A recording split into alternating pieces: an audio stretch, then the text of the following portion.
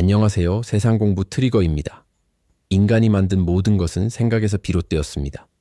그런데 어느 순간부터 우리는 관찰하는 일을 등한시하고 누군가가 우리를 대신해 생각하는 시대가 왔습니다.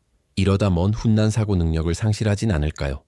4차 산업혁명으로 인해 인공지능, 빅데이터, 블록체인, 로봇 등 첨단 과학기술의 결정체들이 인류의 삶을 풍요롭게 할 것이라고 믿고 있습니다. 그런데 삶이란 측면에서 인간다움이란 무엇일까를 생각해 보면 과학기술로 충족될 수 없는 불만족이 발생합니다. 박병태님의 인사이트 좀 있는 사람이란 책을 보면 창의성은 의심하고 질문하는 데서 비롯된다고 말합니다. 인공지능의 핵심 기술인 딥러닝은 의심하지 않습니다. 그냥 반복된 계산을 통해 현상을 예측하는 방정식을 만들어낼 뿐입니다.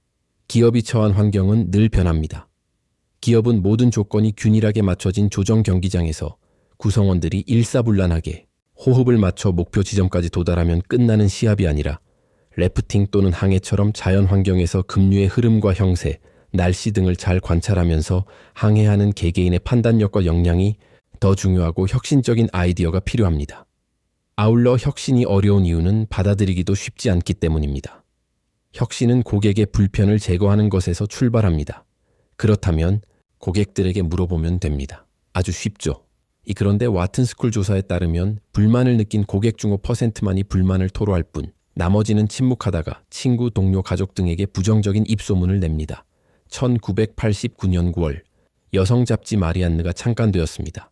성적인 내용, 스캔들, 루머가 없는 고품격 잡지라는 컨셉을 정하고 대규모 인터뷰를 통해 조사했더니 엄청나게 좋은 반응이 있어서 의욕적으로 발간했지만 1년 5개월 만에 폐간되었습니다.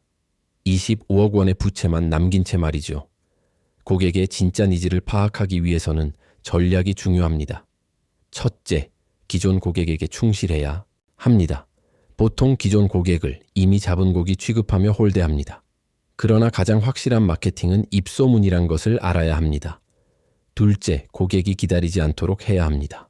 고객의 니즈를 미리 읽고 대응하면 최선이겠지만 적어도 니즈가 변하는 순간에 신속하게라도 대응해야 합니다.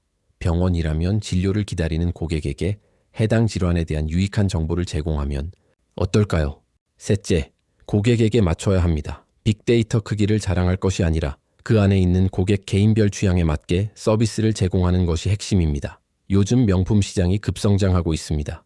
명품 브랜드에는 비밀이 있습니다. 첫째, 최초입니다. 마케팅은 제품이 아니라 인식의 싸움입니다. 남들보다 먼저 시작했다는 인식을 심어줘야 합니다. 둘째, 유일함입니다. 세상에서 유일하게 존재하는 것, 대체 불가능한 것의 가치는 비교할 수 없습니다.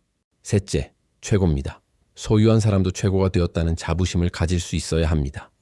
넷째, 정직입니다. 앞의 세 가지 요소보다 더 중요한 것은 바로 진정성, 정직입니다.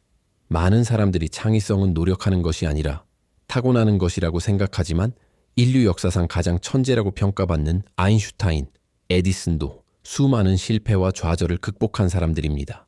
피카소도 그가 생전에 만든 5만여 점의 작품들 중 일부만이 알려진 것뿐입니다.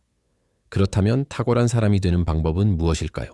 첫째, 지식의 양을 늘려야 합니다. 새로운 것을 배우는 것을 게을리하면 안 됩니다.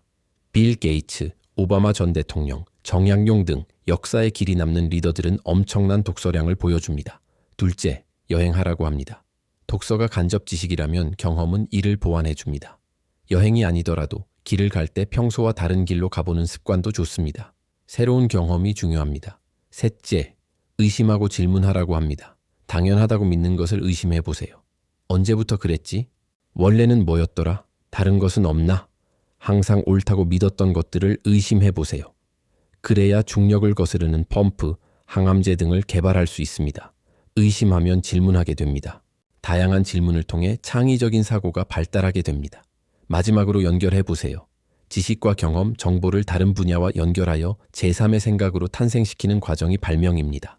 휴대폰 MP3 플레이어, 그리고 TV와 게임기, 그리고 카메라를 연결시킨 것이 스마트폰입니다. 여기까지 통찰력이 생기는 방법이었습니다. 감사합니다.